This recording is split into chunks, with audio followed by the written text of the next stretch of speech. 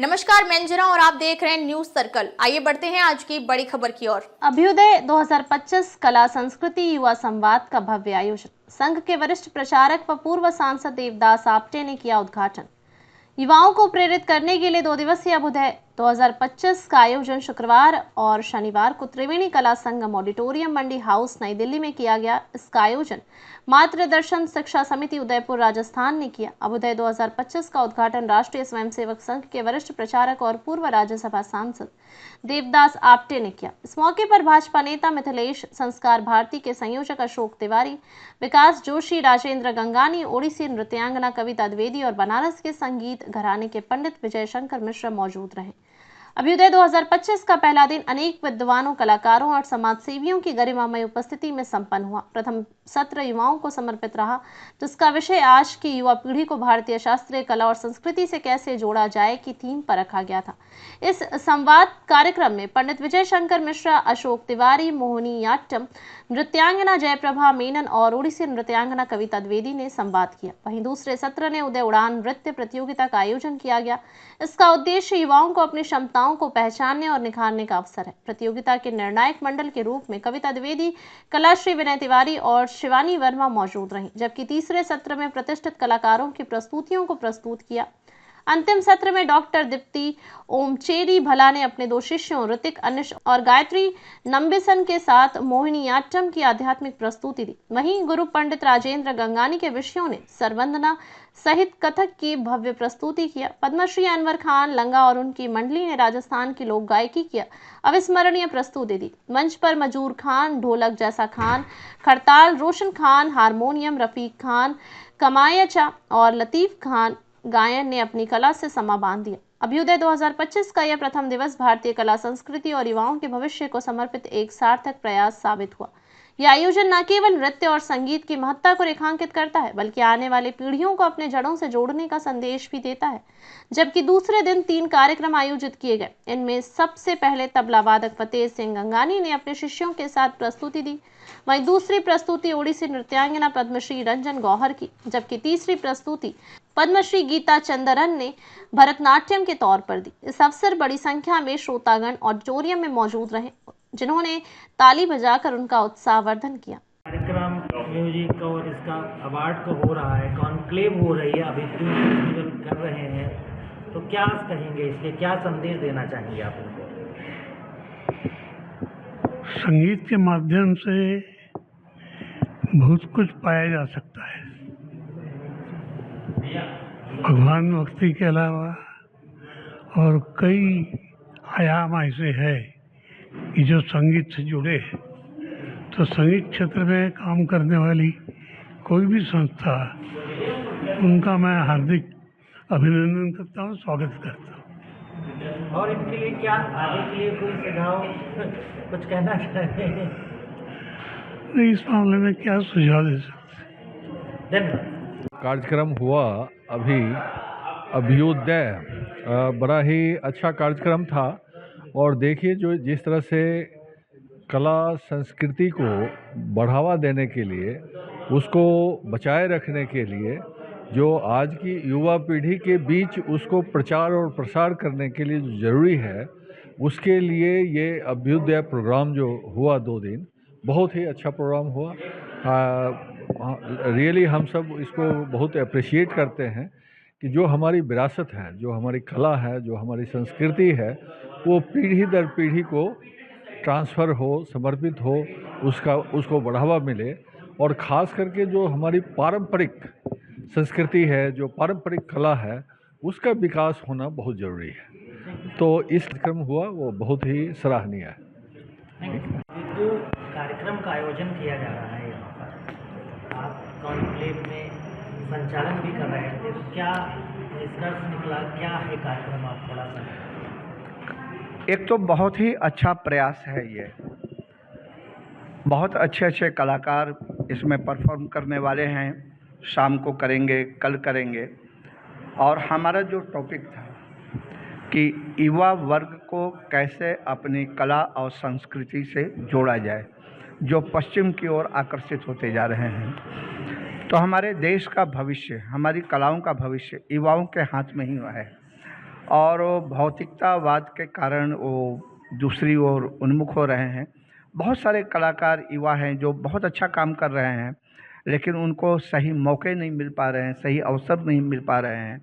तो किस तरह से उनको सही अवसर मिले, किस तरह से सांगीतिक कलाओं में रोजगार को जोड़ा जाए, आर्थिक पक्ष को जोड़ा जाए, क्योंकि अगर कोई कला अपने कलाकार का पेट भी न भर पाए तो कैसे इसकी ओर आकर्षित होगा। इन विषयों पर गंभीर चर्चा हुई है और मुझे लगता है कि जैसा कि कहा गया है कि हम सरकार तक भी अपनी बात को पहुंचाएंगे।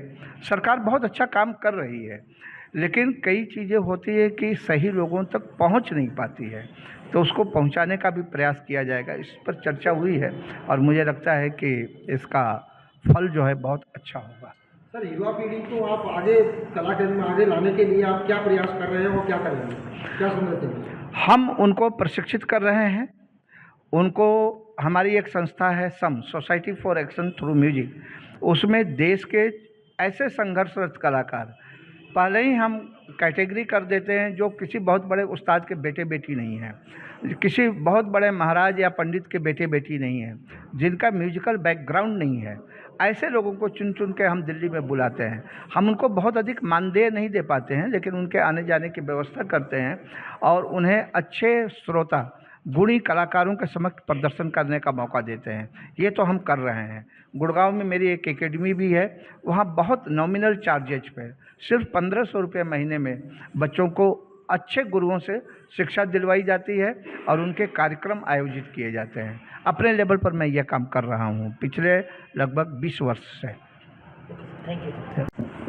अभी जो फेस्टिवल और अभी जो कॉन्क्लेव हुआ, जो यूथ को बढ़ावा देने के लिए, जो संगीत, संस्कृति, डांस, तो क्या आप कहेंगे इसमें कॉन्क्लेव का निष्कर्ष क्या निकला? निष्कर्ष तो ये बहुत अच्छा प्रयास हुआ है और इस प्रयास को निरंतर करने की आवश्यकता है। और केवल ये एक बड़े लेवल पे नहीं तो छोटे छोटे लेवल पे कलाकारों के बीच में, कला रसिकों के बीच में संवाद करने की आवश्यकता है कि हमको एक कला परिवार निर्माण करना चाहिए। और वो परिवार निर्माण करते समय उसमें व्यापार का व्यवहार नहीं होना चाहिए, बल्कि कला का वातावरण कैसे निर्माण हो इस तरफ काम होना चाहिए। अगर कला का वातावरण निर्माण हो गया तो एक स्वस्थ और सुंदर समाज और राष्ट्र दोनों निर्माण होगा इस माध्यम से। इसलिए ये प्रयास बहुत ही सार्थक प्रयास है।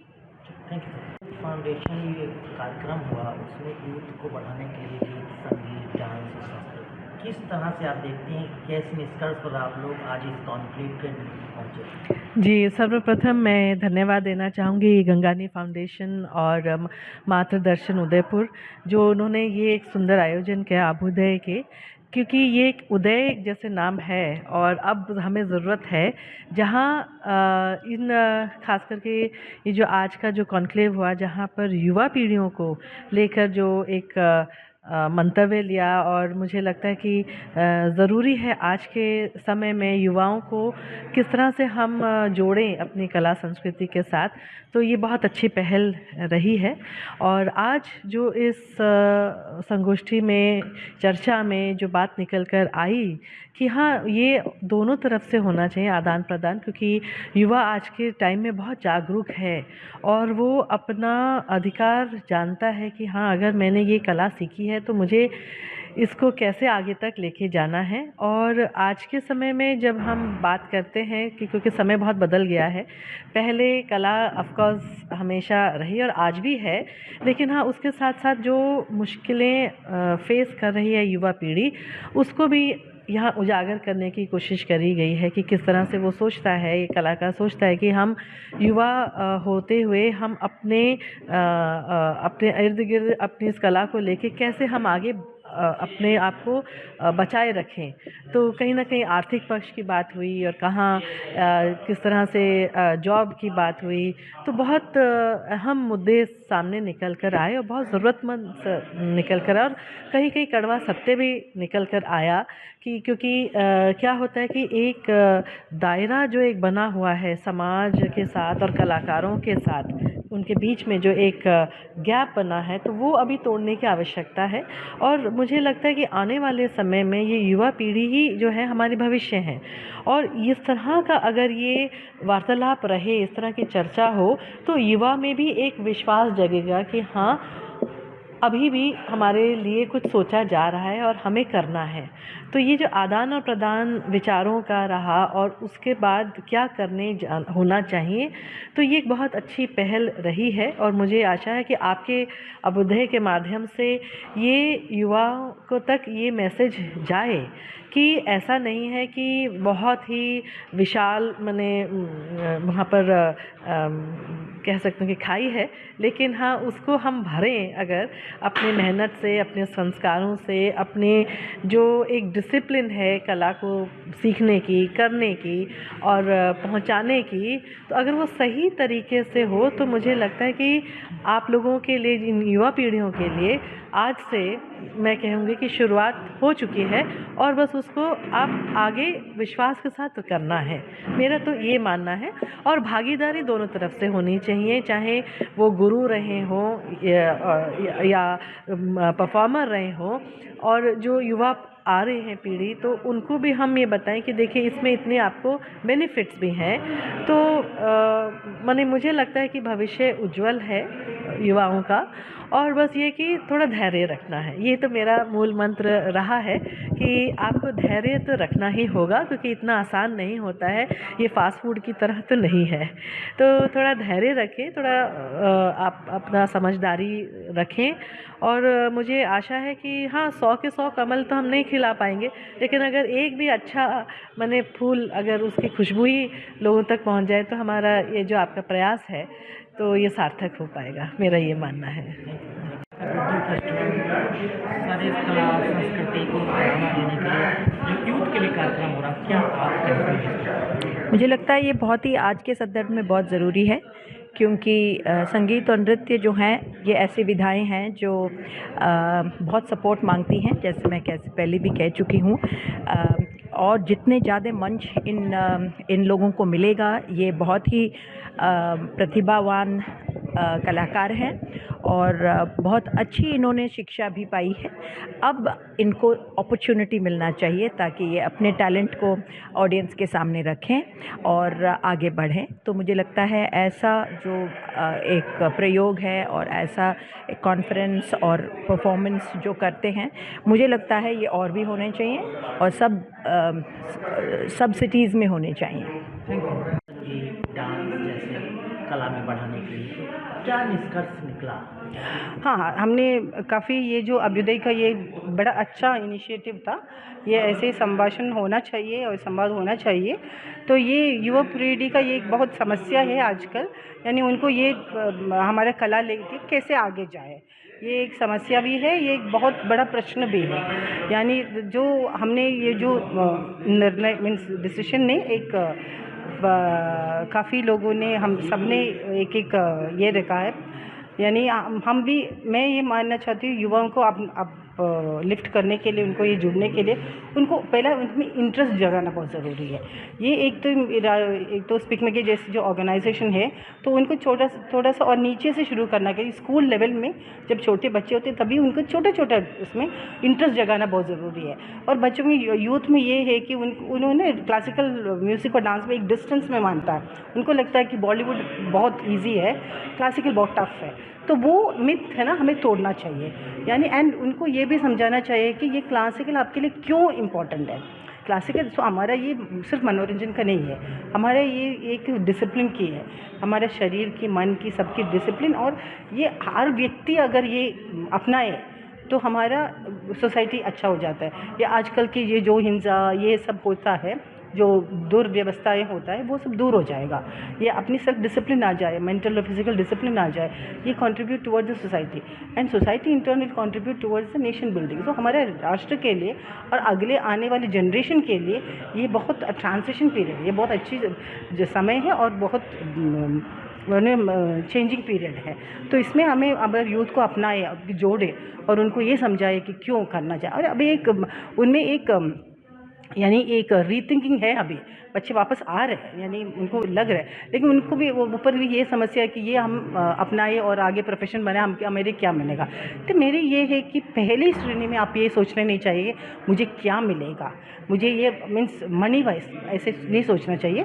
ये अपने लिए how will it benefit me as a person, the person involvement के लिए क्या बेनिफिट होगा, ये सोच के आप आगे जाओगे, बाकी सब तो अपने आप आ जाएगा, ये मेरे मानना है। अब तक के लिए बस इतना ही, फिर मिलते हैं एक ऐसी ही बड़ी खबर के साथ। तब तक के लिए नमस्कार और देखते रहिए न्यूज सर्कल। अगर आपको वीडियो पसंद आई हो तो लाइक करें व शेयर करें। ऐसे लेटेस्ट अपडेट पाने के लिए बेल आइकन प्रेस करना ना भूलें। अगर आप हमें फेसबुक या फिर इंस्टा के माध्यम से देख रहे हैं तो हमारे पेज को फॉलो जरूर करें। धन्यवाद।